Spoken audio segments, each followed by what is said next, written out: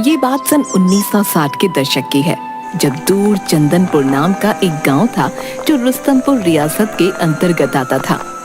रुस्तमपुर के राजा मानिक चंद का जो महल था वो इसी चंदनपुर गांव में बना था, जो बेहद आलीशान था। राजा का महल चंदनपुर की कोठी के नाम से पूरे क्षेत्र में विख्यात था। राजा मानिक चंद राज दरबार में आए किसी गरीब दुखिया की मदद नहीं करता था। राजा मानिक चंद केवल अपने सुख पर ध्यान देता था, न कि प्रजा के दुख पर। एक दिन एक भिखारी राज दरबार में आता है। महाराज, मैं बहुत बुरी स्थिति में हूँ, कृपया मेरी मदद करें। अरे, इसे अंदर किसने आने दिया? निकालो इसे यहाँ से। मैं इन लोगों की मदद करने के लिए यहाँ नहीं बैठा हूँ।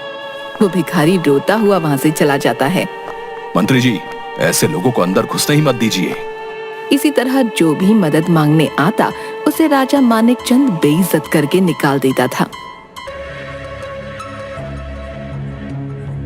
एक रात राजा मानिक चंद महल के पास टहल रहा था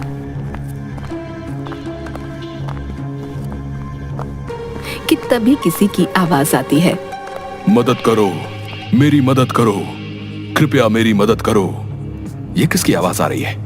राजा मानिक चंद देखता है महल के पास ही एक अघोरी बहुत ही बुरी स्थिति में है और मदद के लिए पुकार रहा है। क्या हुआ है तुम्हें?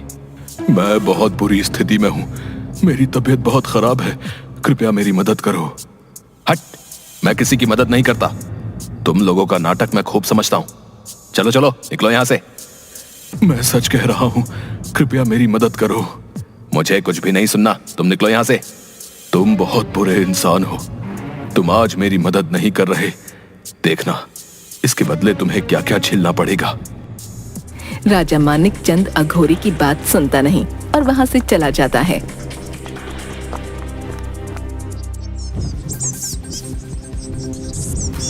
अगली सुबह पता चलता है कि उस अघोरी ने महल के बाहर ही अपने प्राण त्याग दिए।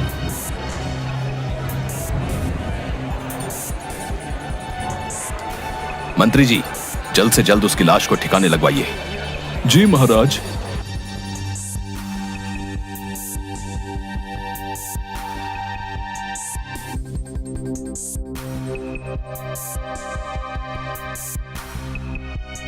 कई महीने बीत जाते हैं।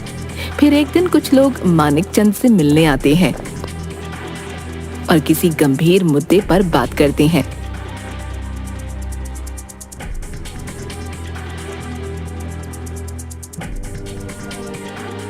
कल कुछ लोग आए थे, कह रहे थे भारी संकट आने वाला है। हाँ महाराज, सुनने में तो ऐसा आ रहा है कि ज्यादा समय तक ये राजपाट नहीं रह पाएगा। शुभ शुभ बोलिए मंत्री जी, शुभ शुभ बोलिए। जैसी खबर आ रही थी ठीक वैसा ही होता है। बढ़ते कालक्रम और बदलते दौर के साथ एक दिन वक्त की मार भी राजा मानिक चंद की रियासत पर पड़ी। सरकार ने सारी रियासतों का विलय भारत सरकार के अधीन कर दिया था। सभी राजाओं की रियासतें उनसे छीनी जाने लगीं। मानिक चंद भी उनमें से एक थे। राजा मानिक चंद अब अपनी रियासत के लोगों में सिर्फ मानिक चंद हो गए थे। रुतबा बरकरार रखने के लिए रियासत में कब्जा की गई जमीनें बेची जाने लगीं और जमीन बेचकर आए पैसों से शान और शौकत बरकरार रखने की कोशिश की जाने लगी। धीरे धीरे सब जमीन जायदाद खत्म हो गई और मानिक चंद फकीर हो गए। इसी के साथ मानिक चंद का सारा घमंड कांच की तरह टूटकर चूर चूर हो गया। अब मानिक चंद को एक आम इंसान के दुख के बारे में पता चल रहा था।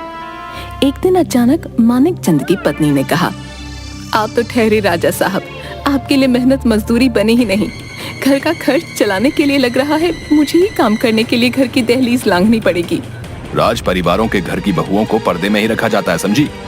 राजा मानिक चंद की पत्नी की ये बात राजा को इतनी बुरी लगी कि उनको आत्मग्लानि होने लगी।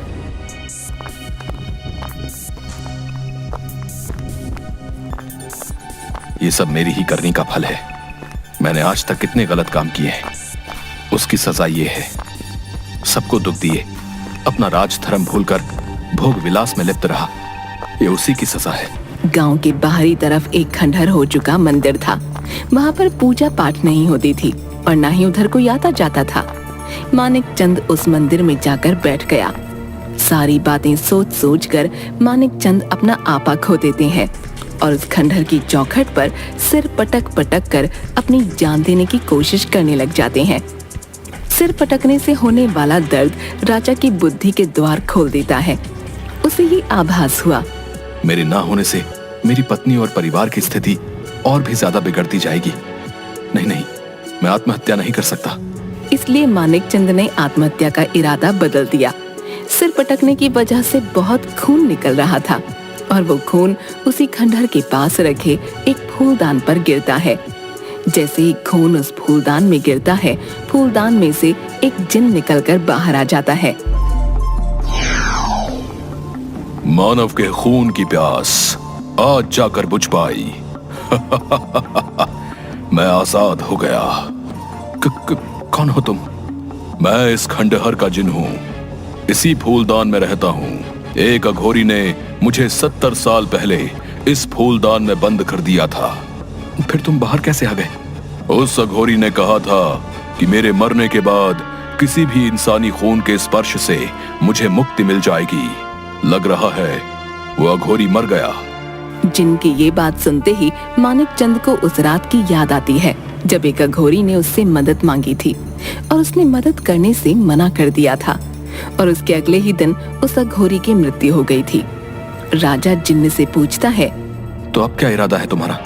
मैं तुम्हारे शरीर पर कब्जा करके इस दुनिया में राज करूंगा। वो कैसे? जिस शरीर के खून से मुझे मुक्ति मिलेगी, उस शरीर को धारण कर लेने से मेरी शक्ति 7 गुना बढ़ जाएगी। मैं तुम्हें खत्म करके तुम्हारा शरीर हासिल कर लूंगा। मुझे छोड़ दो। अभी कुछ देर पहले तक मुझे मौत का बिल्कुल भी डर नहीं था, पर अब मुझे मेरे परिवार की चिंता हो रही है। कैसी चिंता? बोलो। मैं तुम्हारे शरीर के बदले कुछ भी करने को तैयार हूँ। ये एक बहुत बड़ा निर्णय है जिसे मैं तुरंत नहीं ले सकता। मुझे मेरे परिवार से एक बार चर्चा करनी होगी। ठीक है, ये इत्र लो। मैं तुम्हें 1 महीने का वक्त देता हूँ। ये इत्र 1 महीने तक खत्म नहीं होगा। इस इत्र की खुशबू जहां तक फैलेगी, तुम्हारा राजपाट तुमको वहां तक मिलता रहेगा। उस क्षेत्र में मौजूद लोग तुम्हें फिर से राजा मानने लगेंगे। ठीक है, मैं तैयार हूँ। याद रहे, ठीक 1 महीने बाद तुम अपने आप अपनी स्थिति में बेहोश हो जाओगे और तुम्हारे शरीर पर मेरा कब्जा हो जाएगा। फिर मैं इस दुनिया का सबसे ताकतवर इंसान बन जाऊंगा। राजा जिन्न का दिया हुआ इत्र लेकर अपने शरीर पर लगाता है और अपने महल की तरफ बढ़ने लगता है।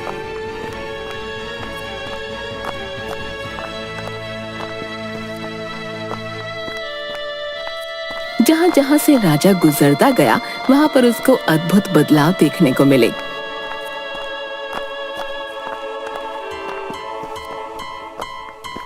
उन महलों में करदाताओं का आना फिर से चालू हो गया। रियासत की दीवारें फिर से चमकने लगीं।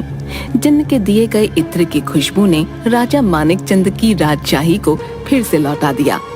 एक दिन इस राजशाही के वापस मिलने के बारे में राजा की पत्नी ने राजा से जिक्र किया। इतना बदलाव कैसे हो रहा है? ये शोहरत मेरे जीते जी बस कुछ ही दिनों की मोहताज है। राजा ने पूरी बात अपनी पत्नी को बताई।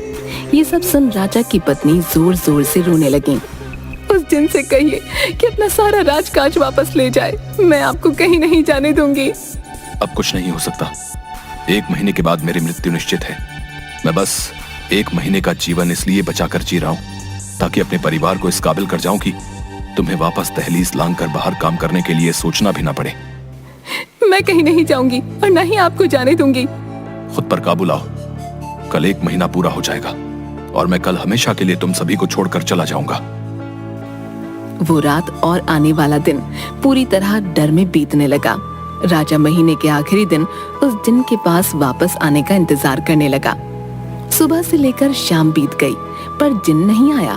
राजा के मन में जीवन के प्रति चेष्टा और चाह बढ़ने लग गई। राजा को लगा कि जिन शायद भूल गया कि उसे आज मेरा शरीर लेने वापस आना है। फिर अचानक ही राजा के मन में विचार आया। ये गलत है। जिन ने अपने किए हुए वादे अनुसार मेरा राजपाट मुझे लौटा दिया, मेरा परिवार मेरे ना होने के बावजूद आजीवन सुखमय जीवन जी सकता है। मुझे भी मेरा कर्तव्य निभाना होगा। मैं इतना लोभी नहीं हो सकता। मुझे राजधर्म निभाना होगा। ये सब सोचकर राजा वापस उस खंडहर वाले मंदिर में पहुंचकर उस जिन को खोजने लगा।